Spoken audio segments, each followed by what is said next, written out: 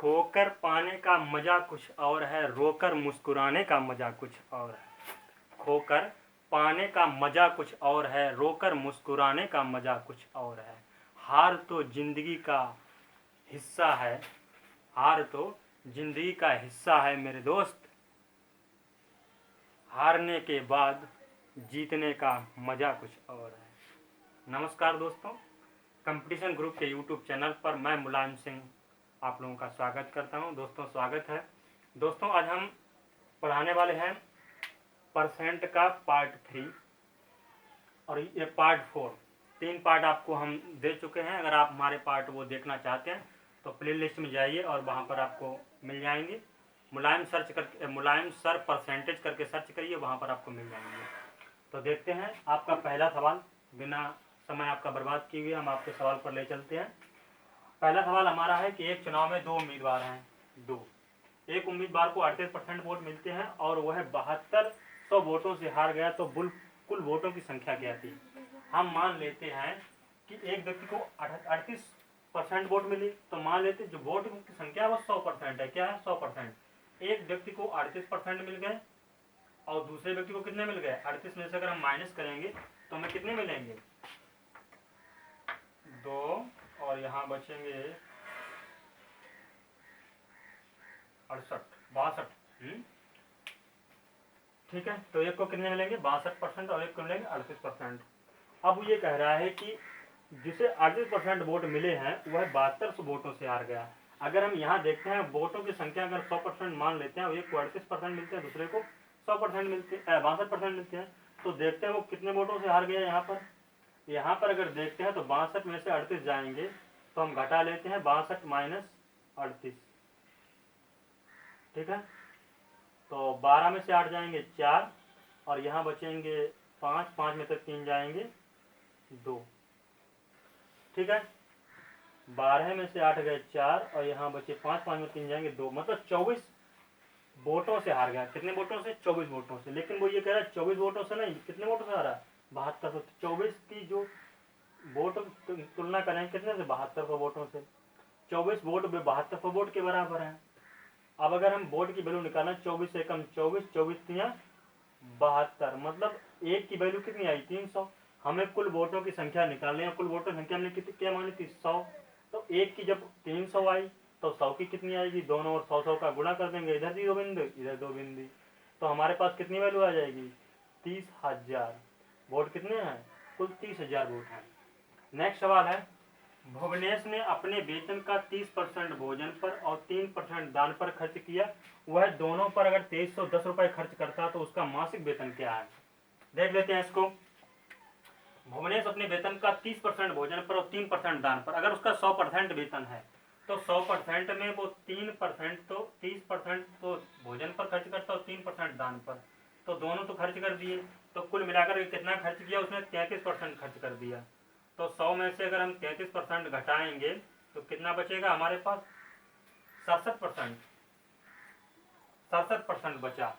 अब देख लेते हैं कि वह दोनों पर खर्च कितना करता है? 2310, जबकि उसने खर्च कितना किया? 33% खर्च किया। 33% जो खर्च किया वो किसके बराबर होगा? 2310 के बराबर। सीधी सी बात है, क्योंकि आप लोग यहाँ देख रहे हैं कि उसने खर्च कितना किया? 30% भोजन पर और 3% दान पर, और उसने कुल खर्च दोनों पर खर्च कितना किया? 2310। हम देखते हैं कि उसने 30 और 3 33% जब खर्च किया वो 2310 के बराबर होगा।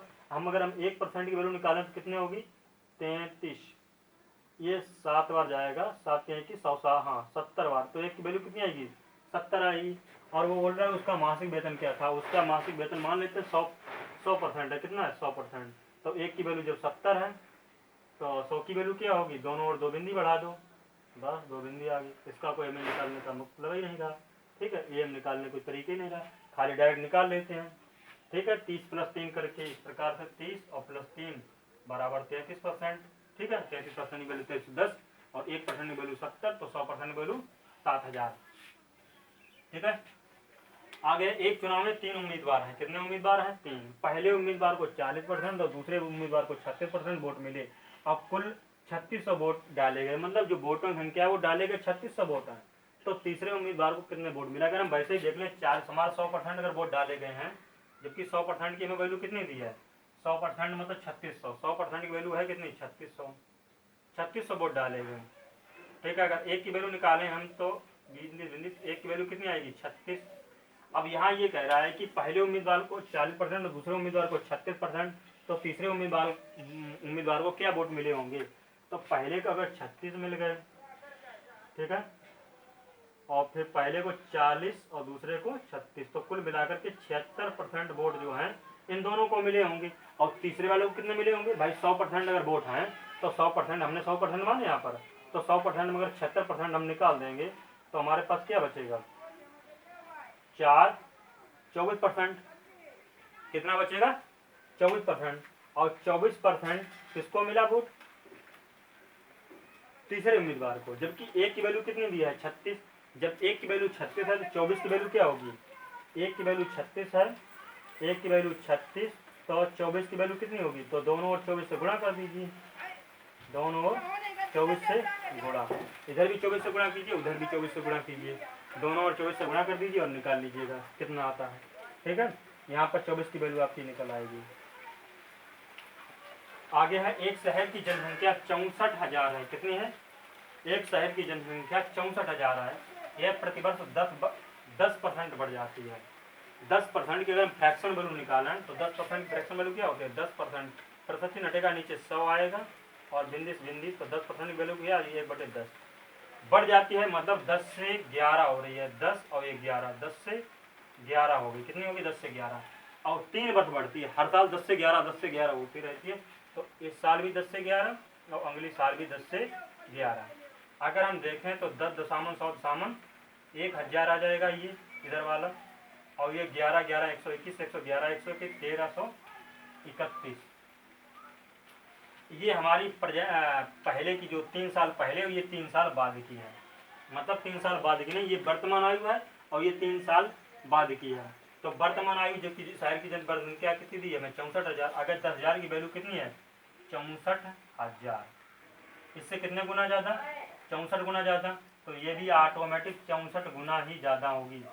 ठीक है, 64 गुना ज़्यादा। तो गुणा कर लेते हैं 64 सा 1331 में 64 से गुणा कर दीजिए, आंसर आ जाएगा 1331 में गुणे 64। तो 4 एकम 4 4 12, 4 एकम 4 4 12, 4 12 और 1 13, 4 एकम 4 और 1 5। सही है, 4 एकम 4 4 12, 4 12 13, 4 एकम 4 और 1 5, 6 एकम 6, 6 18 और 6 18 1 19, 6 एकम 6 1 7। तो 4 6 2 8, 8 3 11, 9 5 14 और 1 15, 7 1 8, 85 184। कितना जाएगा? 85 184 इसका सही आंसर होगा। क्योंकि जब ये 1000 वर्तमान संख्या कितनी है? 1000 और 3 वर्ष बाद की संख्या कितनी आई? 1331। तो ये इससे जो वर्तमान संख्या 64,000 है वो कह रहा है 1000 है, तो 1000 कितने गुना ज़्यादा? 64 गुना। इससे जो ही 3 वर्ष बाद की जनसंख्या जो होगी वो 64 गुना ज़्यादा ही होगी, अर्थात 85,184 आंसर सही होगा। एक कक्षा में लड़कियों की संख्या लड़कों से 20% ज़्यादा है। किससे ज़्यादा है? लड़कों की संख्या। अगर हम मान लेते हैं लड़कियों की संख्या लड़कों से ज़्यादा है, तो हम अगर इसको 120 मान लें, लड़कों की संख्या 100 मान लें। ये हमारे गर्ल्स हैं, ये बॉयज़ हैं। ठीक है, बॉयज़ की संख्या अगर 100 है तो गर्ल्स की संख्या कितनी होगी? गर्ल्स की संख्या होगी जो 120 होगी। और कक्षा में लड़कों कुल छात्रों की संख्या, मतलब कुल छात्र मतलब टोटल लड़का और लड़कियां, अगर हम इनको अनुपात में निकालें तो देख लेते हैं। इनको अनुपात में 2 6 12 और 2 5 10, तो 6 अनुपात में और 5 अनुपात में लिखा है, 6 अनुपात 5 में। जबकि वो कह रहा है कि छात्रों की कुल संख्या 66 है, मतलब छात्र और छात्राएं मिलाकर के यहाँ पर देखें तो 6 और 5 कुल मिलाकर के 11 छात्र हुए। लेकिन वो कह रहा है कितने? 66 हैं। तो 11 ना होकर के कितने? 66 हैं। 11 से कितने गुना ज़्यादा? 6 गुना ज़्यादा।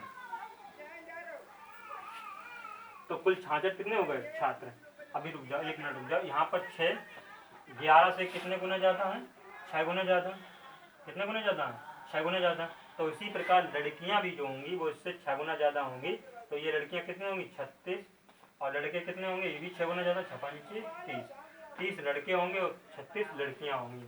और कह रहा है कि यदि कक्षा में 4 लड़कियाँ और आ जाएं तो लड़कियों का अनुपात क्या होगा। भाई निकाल लीजिए अनुपात। लड़कियां 4 और बढ़ गई, 36 और 4 40 लड़कियां हो गई और लड़के कितने हैं 30। बस अनुपात तो क्या आएगा 4:3। डायरेक्ट 4:3 निकाल सकते हैं। डायरेक्ट एक बार फिर से समझ लेते हैं। लड़कियों की संख्या लड़कों से 120% अधिक है, तो लड़कियों की संख्या 120 हो गई, लड़कों की संख्या 100 हो गई। अगर हमने दोनों में काटा पीटा तो अनुपात आया 6:5। हमने देखा कि 6 लड़कियां हैं तो 5 लड़के हैं, जबकि 6 और 5 कितने हो गए 11 छात्र छात्राएं, जबकि वो कह रहा है कितने 66 हैं। तो 11 से कितने गुना ज़्यादा 6 गुना ज़्यादा। अतः लड़कियां भी 6 गुनी होंगी कितने अपने अनुपात से, इसलिए लड़कियां कितनी होंगी 36। लड़कों की संख्या भी 6 गुनी ज़्यादा होगी, 6×5 = 30। जब 36 लड़कियां हैं 30 लड़के हैं, जबकि 4 लड़कियां और बढ़ा दी जाती हैं और आ जाती हैं, तो 36 और 4 40 लड़कियां होंगी और लड़के कितने 30। अनुपात निकाला तो 4:3। नेक्स्ट सवाल पे चलते हैं कि एक वस्तु का मूल्य 10% की वृद्धि की जाए तो पुनः 20% की वृद्धि की जाए तो अंतिम मूल्य 33 रुपये हो जाता है। एक मूल्य के वेतन में 10% की वृद्धि की जाती है। 10% की वृद्धि करने पर मान लो अगर 100 है, पहले प्रारंभिक मूल्य क्या था 100 है, और 100 में 10% की वृद्धि की जाती है तो 110 हो जाता है। क्या हो जाता है 110। अब वो कह रहा है कि 20% की पुनः वृद्धि कर दी जाती है। अगर इसमें 20% की वृद्धि करेंगे तो डायरेक्ट हम 120 निकाल लें, या पहले इसका 20% निकालो फिर इसी में जोड़ो, तो थोड़े मतलब परेशानी वजह से आप ऐसे निकालेंगे 20% बटे 100, ऐसे ऐसे करके काटेंगे, 11 दूनी 22। अब 22 निकल कर आएगा और 22 को 110 में जोड़ेंगे आप, ठीक है, तो आपको टाइम लगेगा 132% निकलेगा। लेकिन आप अगर डायरेक्ट निकालना चाहते हैं तो 110 का डायरेक्ट 120% निकाल लीजिए और बटे 100 बिंदी और 12 × 11 करेंगे तो 132 आपका आंसर आएगा। ठीक है, और अंतिम मूल्य क्या है 33 है। वो कह रहा है अंतिम मूल्य 33 है। ठीक है, अंतिम मूल्य कितना है 33 है।